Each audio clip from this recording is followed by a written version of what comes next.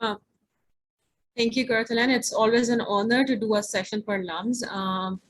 I think a large chunk of our majority of students who go to the US are actually from this prestigious institute. And I, as an education advisor, always feel honored to guide students from LUMS. So let's start off. I'll tell you what Education USA is, what USEFP is, what we do, how we function, and what your 5 steps to US education are, how you can make sure that you go to a US school. These can be based on certain conditions that you have set for yourself. Sometimes there are students who want full funding, there are students who want partial funding. Sometimes there are students who are lacking a certain GPA, but then their test scores are really good and they just don't know how to go about it. So I'll guide you about the entire process. And I would suggest during the session, if you have questions, note them down. I'll ask for questions. I'll try asking in the middle of the session and at the end as well, so that we can stay on track and we can keep it as interactive as possible. A little bit of information about myself before I go ahead and start this session. So I joined Education USA in 2018. I graduated in the same year. I did my bachelor's from FAST in Lahore. And then I worked in advertising for a few years. And in 2016, I went for my grad school, started off with an MBA in marketing and ended up doing another master's, which was Masters of Project Management. So I completed 2 masters in 2 years, came back to Pakistan in 2018. And one amazing fact about myself is that I did both the masters on full funding and I graduated at 4.0.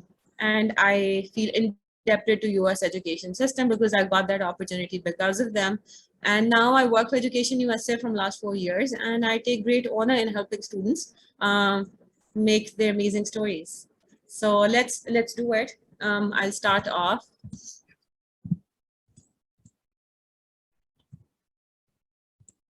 So as you know, in Pakistan, we're known as USCFP and Education USA.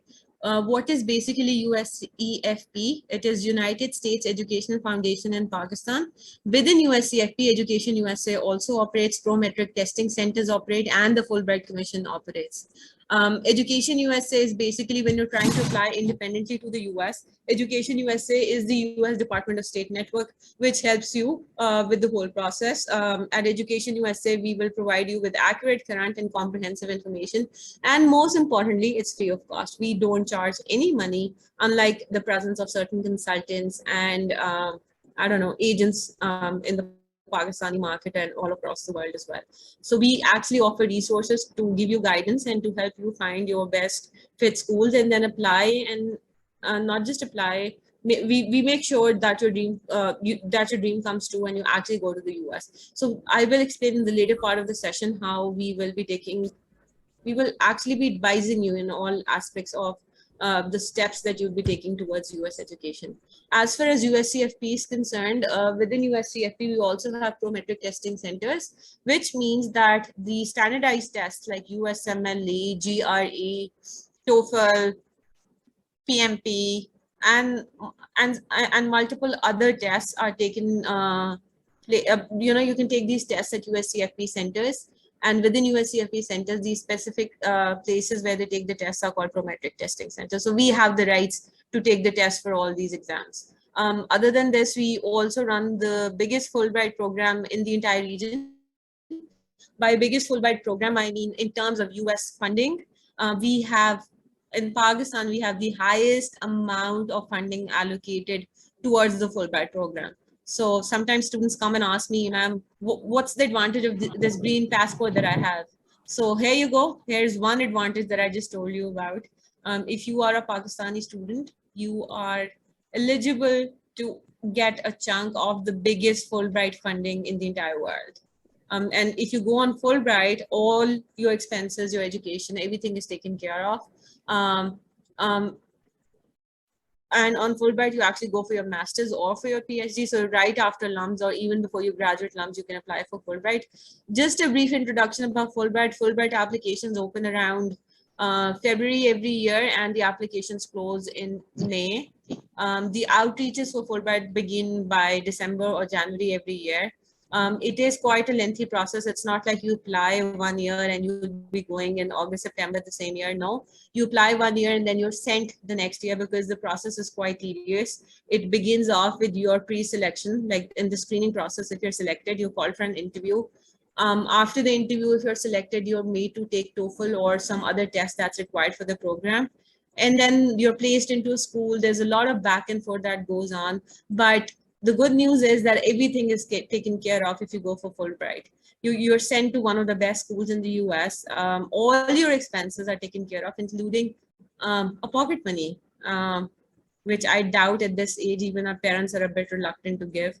But Fulbright Commission is quite generous and they take care of all your expenses, even your insurance, your books, your residence, a flight to and from Pakistan. Everything is taken care of in the Fulbright program. That's some information about USCFP and Education USA, what we do, how we operate. Now let's talk about how we can facilitate you. What are our services as USCFP and Education USA in Pakistan? So we have free in-house sessions. Due to COVID, there has been some gap in these sessions, but we're starting off again. Next Thursday, I'm hosting a graduate open house in our premises. Our office is located in Prometric Testing Center within FC College. The event is also posted on our USEFP website, which is www.usefp.org. At the end of the session, I'll also give details about this. So you can just register for free for this open house and you can come in and ask your questions about graduate admissions. Other than this, we also offer free workshops for GRE, SAT, TOEFL. And these workshops are like, I don't know, for GRE, we do like 2-hour long workshops. For SAT, these are also pretty detailed, for TOEFL as well. So you get to learn a lot. A few of the videos from these workshops are actually posted on our YouTube channel, USCFP Pakistan, and then also on our Facebook, and yes, on our Facebooks. So we have 2 Facebook accounts. One is by the name of USCFP and the other one is by Education USA Pakistan. So feel free to go there. Once in-person events are in full flow or throttle, we will be doing in-house workshops as well. So you can be there at a at a workshop physically and attend it. We also have a library in our premises, and the library has books starting from, I don't know, GRE, GMAT, TOEFL, IELTS. No, we don't have IELTS, I'm sorry.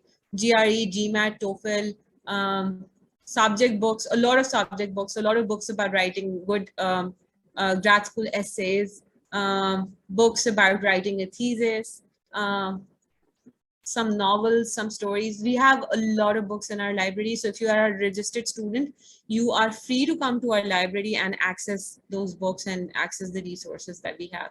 We also have a few computers in our library, so you can also come and do your research in our library, and none of it costs any money to you.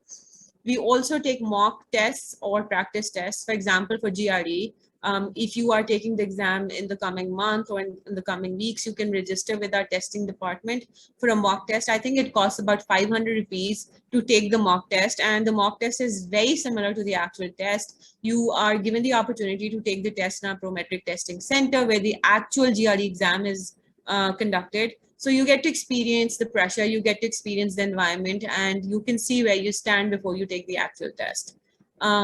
We also do one-on-one advising. By one-on-one advising, we mean that when you register for Education USA advising, free advising, student advising, you are assigned an advisor. It can be me or one of my colleagues, and that advisor directly helps you with your prospects towards US education. And by helping, I mean they guide you towards the steps. You take the steps and they keep guiding you throughout the process. And yes, it's also free of cost. Nothing is charged for one-on-one advising. Usually, most of the advisors are still on to virtual advising for now, where Zoom meetings are conducted. And I think it's also very convenient for the students to do Zoom meetings. And sometimes a request can also be put up for an in-person meeting, and the advisor can meet you in person at our center, and you can ask questions and they can guide you. Okay, let's talk about that. Why study in the USA? You have, I don't know, multiple options. Even when I was deciding where I wanted to go for my education, I thought about the same question. First things first, a US degree has recognition all over the world. If you have a US degree, there's no place in the world where they're going to not recognize it, or you won't be able to secure a job on it. So that's one good thing, that the US education system is considered one of the best in the world, and any US degree that you have, it will land you a job, certainly, in any part of the world. Let it be, I don't know, maybe you're in Sudan, you're in Ethiopia, you're in France, anywhere in the world, you go with a US degree, you will be able to secure a job.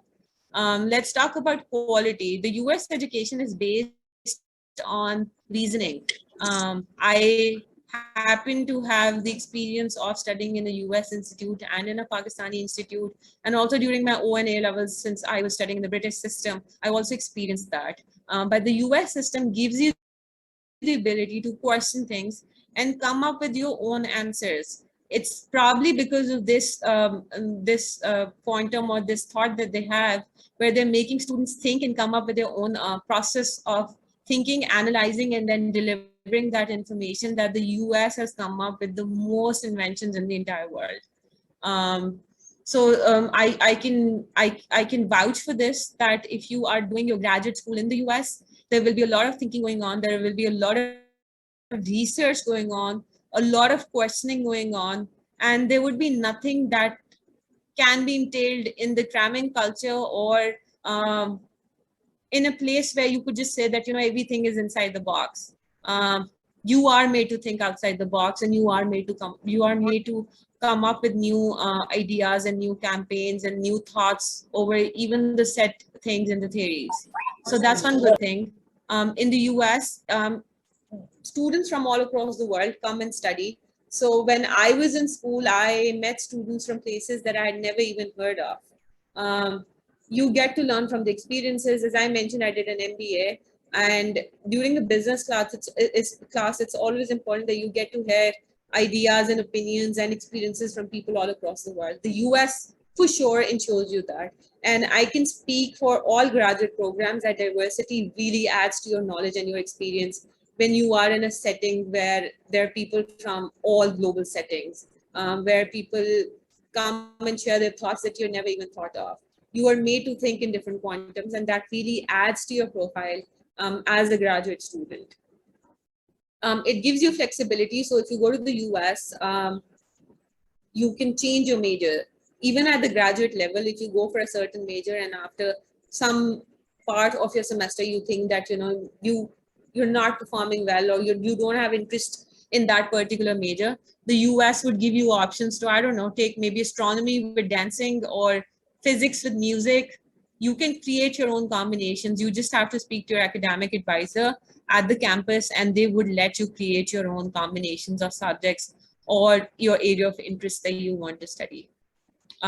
Student life, very, very important. The whole experience of graduate school, I think, revolves around the quality of student life that you have.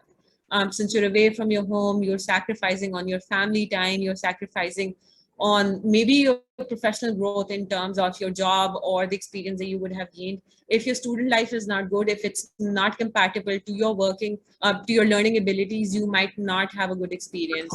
So in the US, there are all kinds of communities at campus. There are more than 4,800 institutes in the US, and each institute has very diverse set of societies. For example, in my school, we had a South Asian Students Association, we had Muslim Students Association, we had an investment club, you name it. And even if there's one new society or community that you want to start off, you're always welcome on a US campus to start it off.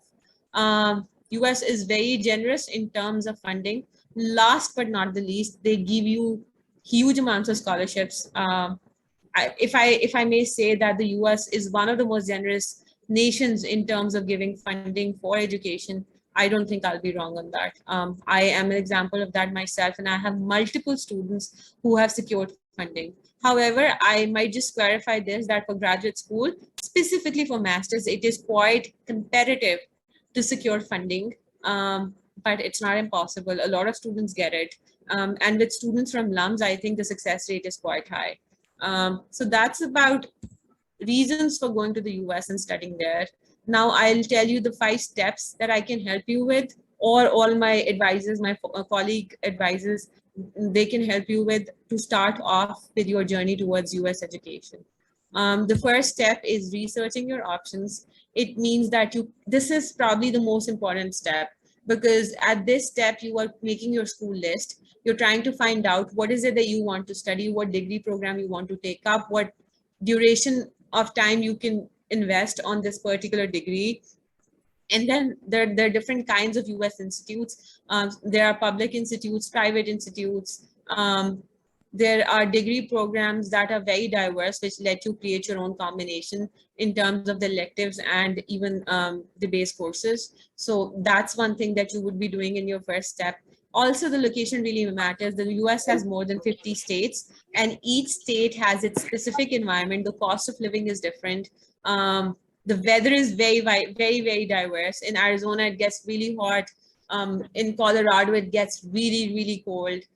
The campus life also varies from the kind of school you're going to, the city you're going to, the state you're going to. So all these decisions are made in your first step, which is researching your options. And in this step, we always tell the students to make up a school list.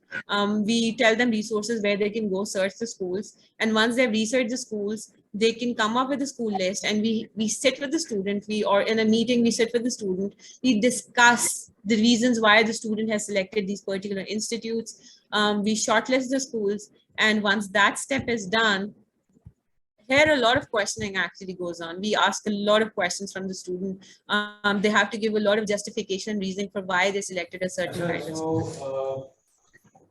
Coming back to your discussion from yesterday, so I came to hear that कोई भी वो company जिसका revenue 200 million से कम है, there is some student whose mic is on. ठीक है तो उसको निकाल दें. But let me just, sorry about that.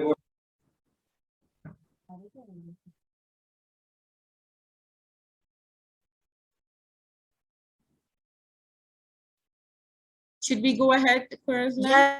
Yeah. So sorry about that. It's okay. During this step, we tell students to come up with a list of schools that is very well balanced. One problem that we always see in the school list that students come up with, it's the Ivy League syndrome, that students just want to go to Ivy Leagues and they just want to apply to those schools. There's nothing wrong in only coming up with the list of schools those which are Ivy Leagues, but we always tell students to come up with a list which is balanced. And by balanced, I mean you come up with diverse set of schools. You can have dream schools which are looking for students above your profile, one grade higher than your profile, and then there are read schools that are looking for exactly the same profile as yours, and then there are safety schools that are looking for a profile one notch lower than your profile. So we tell students to come up with a list which has all 3 types of schools, because that ensures them securing some kind of funding. And as advisors, it is the best advice that we give to all our students. So if I come to the next step, it is financing your studies. And this is the most important step. With the falling rupee and the ever rising exchange rate to the dollar, it is a big concern for students. So we always ask students about their affordability. What is it that they can afford? Sometimes they come up with an answer which says, no, ma'am, I can't afford even a penny. And I always tell them that this is very unrealistic, because even if you go to Punjab University, or I don't know, even government college for your master's or for your PhD, you are going to spend a certain amount of money. Let it be in terms of the books that you're buying, let it be in terms of the fuel that you're investing on coming and going from the school, let it be in terms of, I don't know, the books that you're getting. There are always costs involved. So always come up with a realistic figure when the advisor is asking you to tell them what is your affordability. And then we also guide students about funding sources. In the US, there are different kinds of funding that's available to students. For undergraduate, the funding sources are more. For graduate level, the funding sources are very specific. If I can name a few, your 3 best friend words if you're looking for funding at graduate level would be graduate assistantship, the GA, research assistantship RA, and teaching assistantship TA. So if you get any of these, most of the schools in the US would give you an academic fee waiver, and on top of that, they will be giving you a monthly stipend. That's what I got. When I went for my master's, I was a graduate assistant. I worked in the marketing department. My academic fee was waived off, and I was paid a certain amount of stipend every month to take care of my expenses. And in return, what I was doing was that I was working for two professors in the marketing department. I was assisting them, and then I was doing some administrative duties at the marketing department.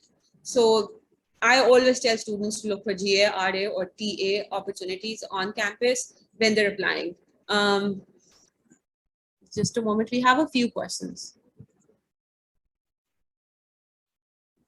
Ahmed Tahir Sheikh, no, there are no charges. It's free of cost. At the end of the session, I will share our website link, and I'll share a link where you can register. And through that, you can register for free advising with the USCIP. Alize, yes, there will be a Q&A at the end. I can also take questions now if you have any.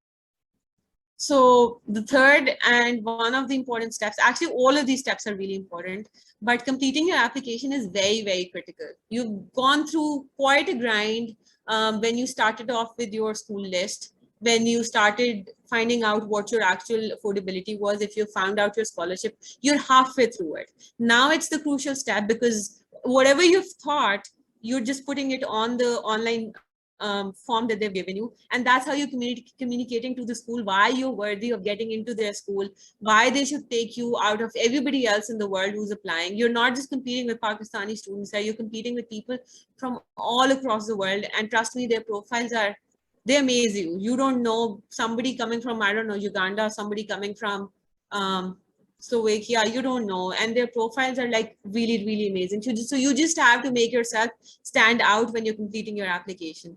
And the key to that is that you allot time to it. You allot certain amount of hours every day that you work on your application. What people, sometimes people have this misconception that even for US, if you just apply like maybe a week or a month before your application, before your classes begin for your grad school, you can just get in, just like how it happens at maybe Canadian College or any other institute in Pakistan, where you stand in a line or in a queue, or maybe you just find a form online and you just apply. No, it doesn't work like that. In the US, you need to start researching at least 10 to 14 months prior to your departure.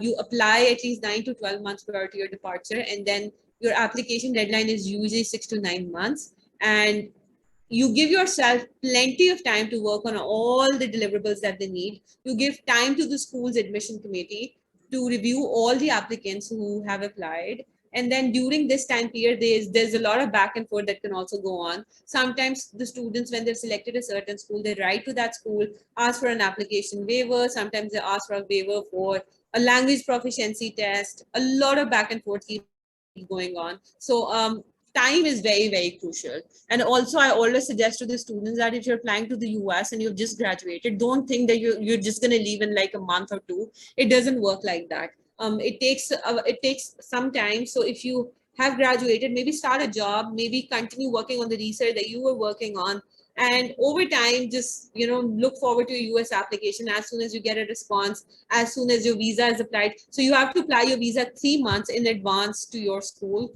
to the starting date of your course, and that is when you get to know the real decision. No matter if you've secured the admission, if you don't have the visa, if you've secured the funding, but you don't have the visa, there's no way that you can go. We'll also talk about that in detail at the later part of the presentation. Hi, But before Miriam, that, so sorry to intervene. The link is going to expire in like 5 minutes. I'm sending another link to rejoin, ताकि वो बीच में abruptly कटे नहीं. okay. So I'm sending another link to Mariam, you as well, and to all the students via mass email. Just quickly join the new link. All right. Thank you so much. So sorry for the inconvenience. No problem. So one important thing with your application is that you need to, sometimes you're asked to take a standardized test, and usually that standardized test is called GRE, which is the Graduate Record Examination. For this exam, you need to prepare It is quite an expensive test. It's around $205. The duration is 4 hours, and it has actually 3 sections. One is the analytical writing, the second one is the verbal, and the third is the quantitative. It is a standardized test. So basically what they're doing is that they're testing your nerves in this exam, and the maths is basic O levels maths, and the English is also very basic. It's just that you need to work on your vocabulary, and then you need to time yourself. The analytical writing is also something that is quite simple, but you need to understand how it's marked. So sometimes, most of the times actually, students prepare for this test for about 3 months, at least 2 to 3 months, and then they take an attempt and they see where they stand. Most of the schools in the US do require a GRE. However, owing to the pandemic that we've just been through or currently, and I'm not sure what's happening, but a few schools waived off this condition where they became test optional. So I would always suggest that if you are not in favor of taking this test, search for schools that are, that are just test optional. But in case you are, you're good with standardized tests, and you know that you're going to perform good comparatively, you should take this test, and it will give you an edge on the other students in schools where it is a requirement. It is quite expensive, $205, somewhere around 42, 43,000. So I would say it's a big investment in terms of your money and your time. So think before you take this test. Ali Roman, yes, you can take the test now. The reason is that GRE's validity is about 5 years, so you're good. For MBA programs, GRE is required or GMAT. For more, Abdullah Wahid, good question. For most of the for the MBA programs, GMAT is required in the US. So you'll have to take a GMAT, because I went for an MBA, I took a GMAT, and I'll tell you that the GMAT maths is way more difficult compared to the GRE maths. So just keep that in mind. Kuratalan asks that can one attain a GRE or position and degree that one is doing for the first time, for example, economics undergrad, getting the said position is in a business grad school or course? Yes, Kuratalan, why not? Usually what the students do is that they apply for the to the department for these openings. These are posted like jobs, and sometimes you're just automatically considered. It varies from school to school. For the GRE or TA, sometimes you're automatically considered with the application. If you're selected, they'll call you for an interview, and then that's like a preliminary interview. And once you clear that, they will just maybe place you an offer that you're selected for a GRE or a TA. Can a STEM major go for MBA in US? Yes. A lot of students who have done engineering in the past, they go for MBA in US, but one condition for MBA is that they request, or they actually require you to take, to have 2 years work experience before you apply for an MBA in the US. Should we take both GRE and GMAT? No, I wouldn't suggest that, because sometimes if you've taken the GMAT, the other programs would accept it. And if you've taken a GRE, you can request a school where you're applying for an MBA to maybe accept it.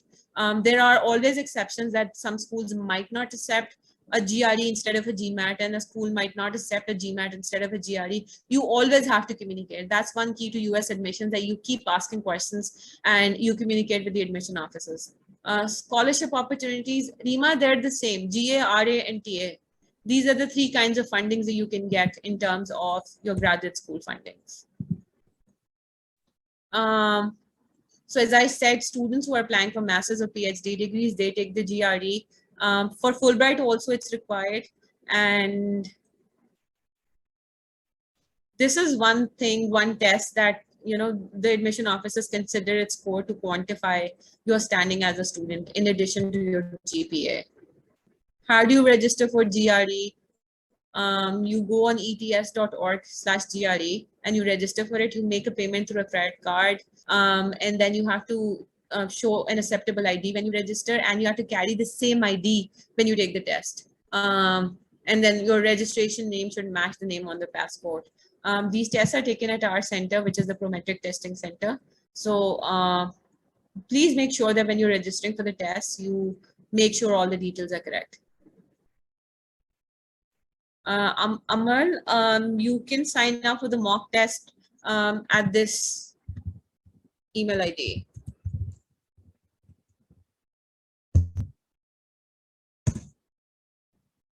How can we sign up for the mock test service?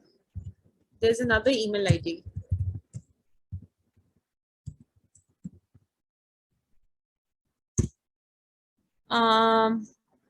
Do most STEM masters accept GRE? Yes, majority of them do. Now we'll move to the next part of our presentation, which is about the visa.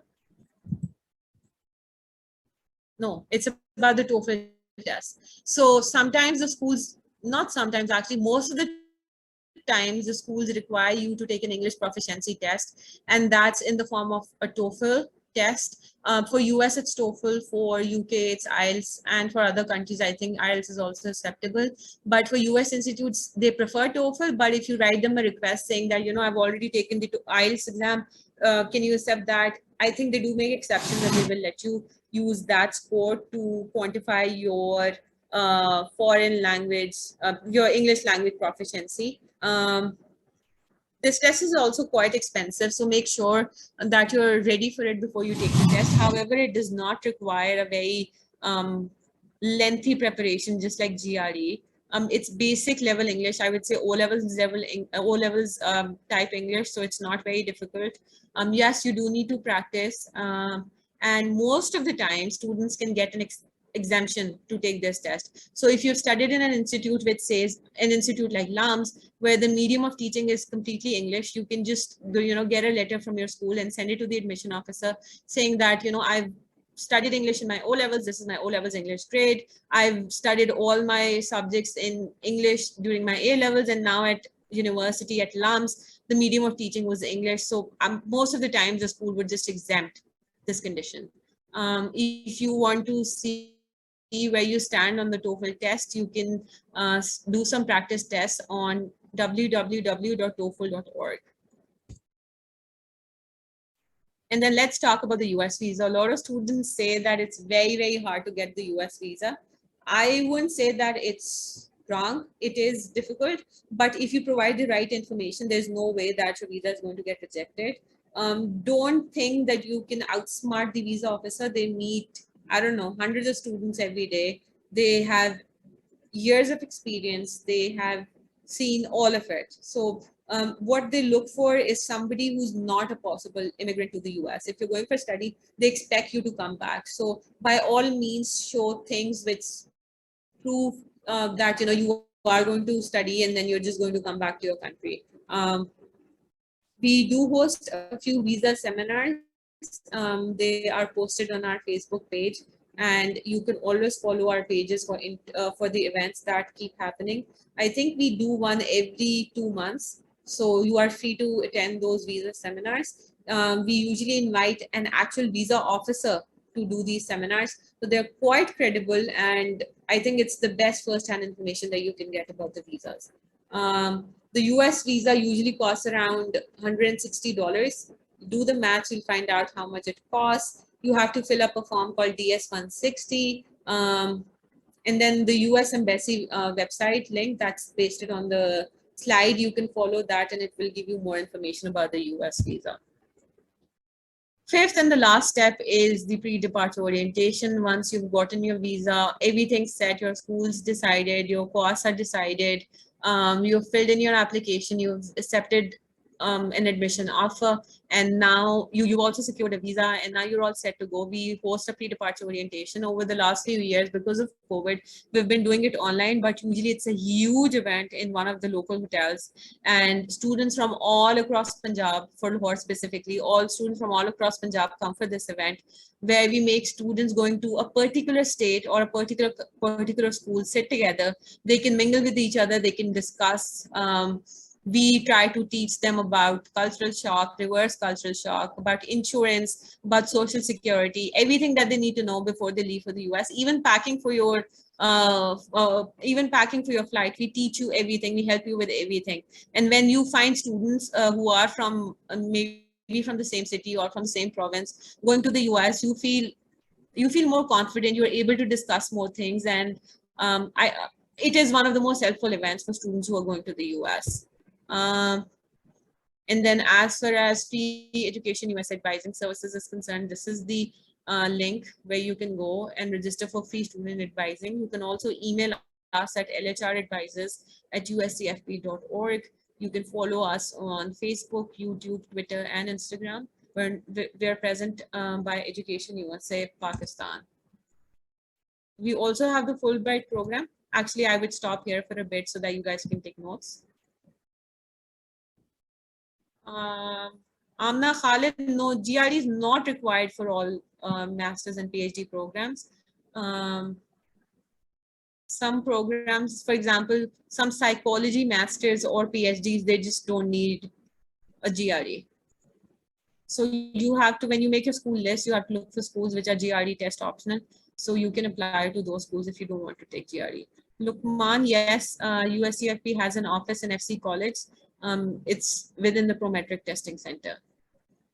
Neha Bano wants to know how many recommendation letters are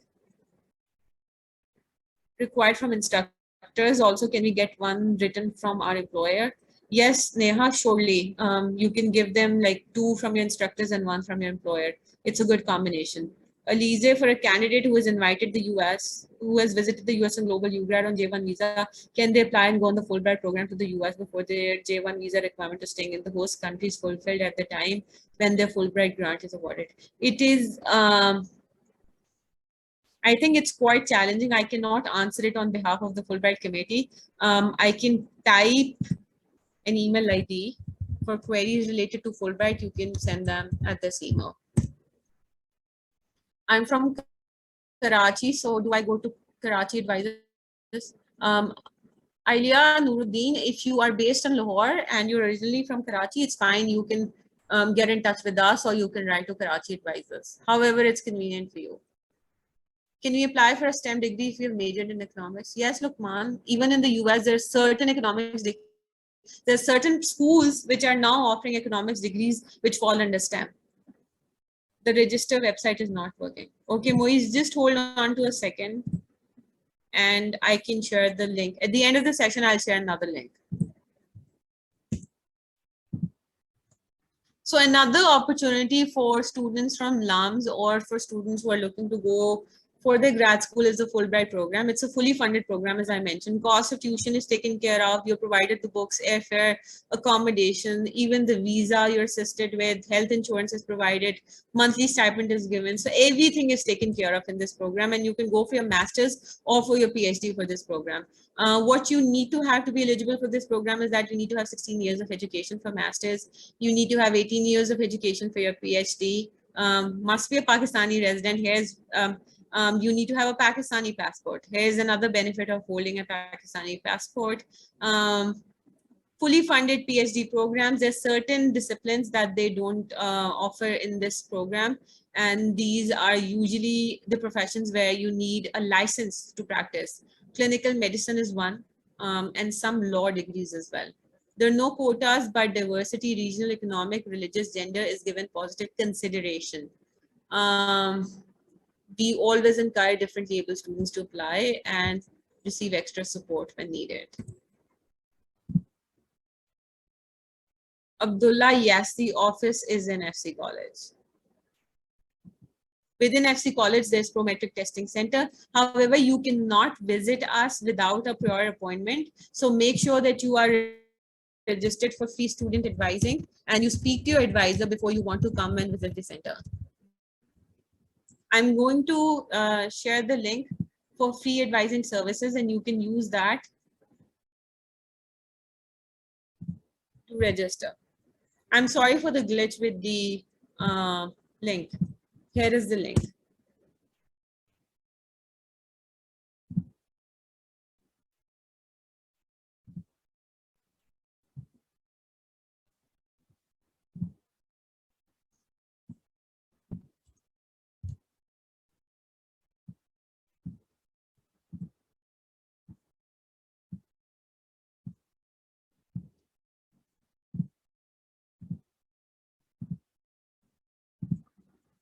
All right, I'm done with the presentation. If you have any questions, please feel free to ask. Hassan Sandhu wants to ask a question. Hassan, I see your hand raised. You want to go ahead and ask your question? Thank you so much, Mariam. Like I have a low GPA in my undergrad, but I performed really well in GRE, like I scored above 325. So is there any chance that I get scholarship in US? Hassan, do you mind me asking you your GPA? How much was it in your undergrad? It's about, it was around 2.8. That's fine. You can surely try, and I would say even apply for Fulbright.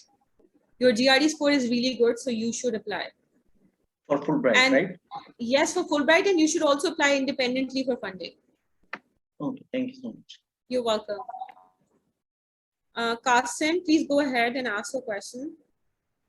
Hello, thank you for the session. I just wanted to inquire. So in degrees where GRE is not a requirement of the institution, so for example, a law degree, GRE is not a requirement. In that situation, how much consideration does the Fulbright scholarship give to the GRE score of that particular candidate?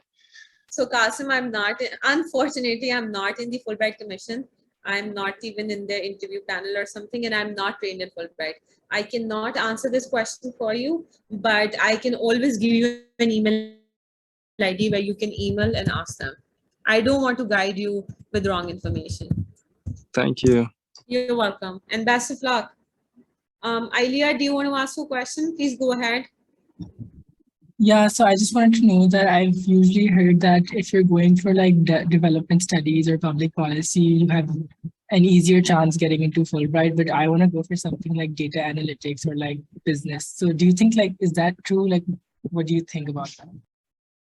So it is one of the most growing fields. There are plenty of jobs, and I don't think it will hinder your chances of securing a Fulbright. If you are a competent student, and if you're able to compete well, why not?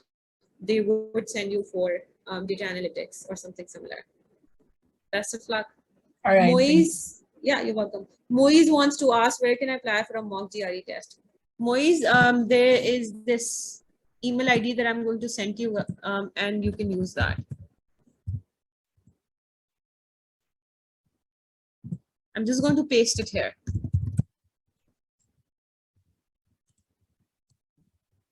Here. Ali Roman wants to know, are English proficiency tests considered a plus for your profile, even where they're not mandatory? No, Ali, they're not. On the USCIP website, it states Fulbright deadline for masters as May 2022. For those graduating in summer 2023, how can they apply for Fulbright? So you can apply this year. In 2023, the application are going to open in February. They're going to close in May 2023. So if you're selected, you will be sent in August or September 2024. So that's the thing. There's a lag of 1 year almost when you apply and when you get to go. During that time, just don't quit your job. Even if you get selected, continue working on the research or the app or the business that you're working on. And once your time is to go, then you can just leave. Amal wants to know, how can you apply for independent funding? Amal, I just explained in the session that you can apply for graduate assistantship, research assistantship, or teaching assistantship. In these 3 terms, you can find funding if you're applying independently.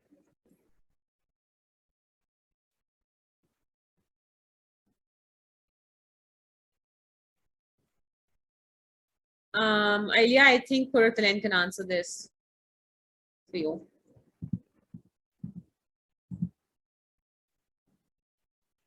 Elia, you can leave us a message on cso@lums.edu.pk and we can connect you then. We have a question from Aliza. She says she cannot unmute herself.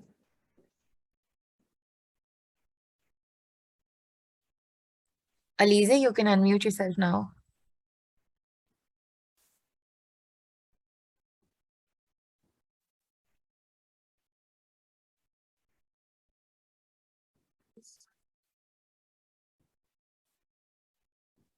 I just changed the settings. Okay. Yeah. Okay. Never. Thank you so much. It just changed. Okay. So, I just wanted to ask if somebody's in the process of the U.S. immigration and it's still pending, and they're at the interview stage, like the interview is still going to happen, and there's no progress since like 2 years.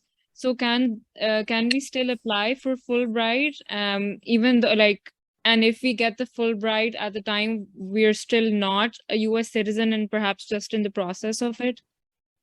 I'm not sure how that would work, but the email ID that I mentioned, you can email them and ask them. I doubt that they would let you apply because you are in the process of getting an immigration done. So if you're going for Fulbright, I don't know, it's a challenging question. I would say that, just email it on the email ID that I've sent. They can answer it better for you. I don't want to guide you wrong. Okay, Anas, yeah, you're welcome. Anas had a question. Anas said, where can we get a precise set of deadlines for applying for scholarships, RAG, in any universities that we have selected as our go-to ones? Anas, you need to do a school search. You do a school search on your own.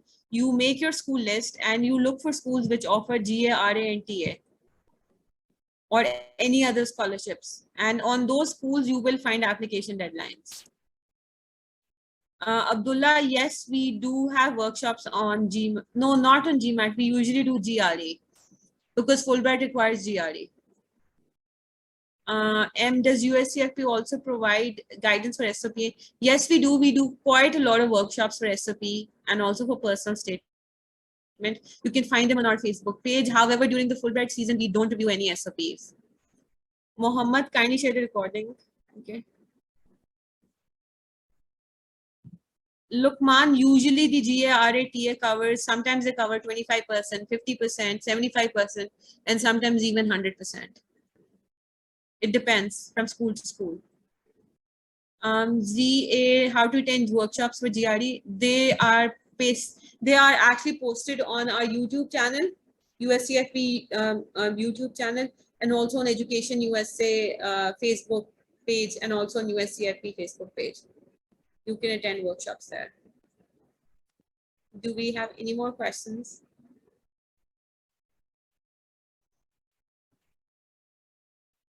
A good GRE score. It has to complement your entire profile. If your GPA is really good and your GRE score is not that good, if your GPA is poor and your GRE score is really good, we had somebody ask a similar question. There's no quantum for a good GRE score, but I would say if you're applying for Fulbright, aim for something around 315, 320 at least. And it's quite doable. Lukman, CGPA is important. Sometimes schools even put up a condition where they say you cannot apply if you don't have a GPA of 3 or above. But it's not always the case. And many schools make an exemption for students whose GRE is good or who have performed better in terms of their professional experience or the other achievements that they've gained.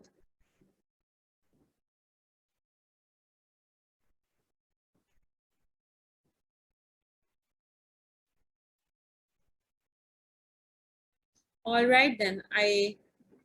What about job experience? Yes, Rima, job experience is important, specifically for an MBA if you're applying. And also it's given a good weightage. You're given an edge if you have some job experience. It is a plus point. Myra, I'm not sure, and this session is not particularly for Fulbright, so I don't think I can answer all questions related to Fulbright here. We can do a separate session for Fulbright during the Fulbright season, and we can answer all questions related to it. You can tell the Fulbright people what your top choices are, but it's not always a must that they're going to send you to those schools. Moise, how do we reach out to you? If you have any further questions. Moise, just register for free Education USA advising and you will be assigned to me or to any of my colleagues. How much job experience is significant? It's very subjective. For MBA, you need at least 2 years. Job experience of any company or MNCs only. Abdullah, I'm not sure how to answer this. Job experience is job experience. It doesn't really matter if it's only an MNC or if it's any company, but whatever company or organization you're working with should have some credibility. And specifically, the kind of work that you're doing, it should be relatable to what you've done or what you want to study in the future. With late degrees, get a disadvantage while applying. I am not able to understand your question, late degrees. What do you mean by late degrees? I think he means students who graduate late, like super seniors. I don't think so. That's a problem. If your GPA is fine, I don't think so that's an issue. There are people who spend about 7 years in the US doing a PhD, so it's okay.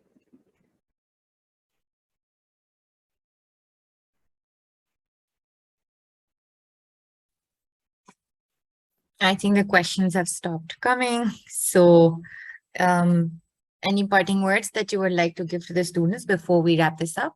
Yes, I would just say that US is the land of opportunities. If you have big aims, if you are interested in fulfilling your dreams, please do apply, at least try. You never know where life takes you, but if it takes you to the US, you are in good hands for sure. I've had a very positive experience, and I'm not saying this because I work for Education USA. I'm saying this from my personal experience. And students from LUMS are very nice. They are very competent, and you guys should surely apply and just see if you can land an admission or secure a scholarship offer. Faraz, yes, you can get a GRE with low GPA as well. It just depends that if you've been able to find the opportunity and you are a right fit for that. You're welcome. All right, with this, I will be ending today's session. Thank you, Kortalan, for giving me this opportunity to talk to these students. And I wish you all best of luck. Thank you very much. Thank you so much, Mariam. We will definitely share the recording later on. It has to be converted first because they were broken into 2 parts. I'll share the email address of Mariam जो आपने बीच में भी दिए थे. I think it was Lahore advising का था और एक USCIP का था, तो मैं दोनों का स्टूडेंट्स के साथ शेयर कर दूंगी and then they can reach out to you via that. Thank you so much once again. Have a wonderful evening. Allah Hafiz. You too. Bye-bye. Take care.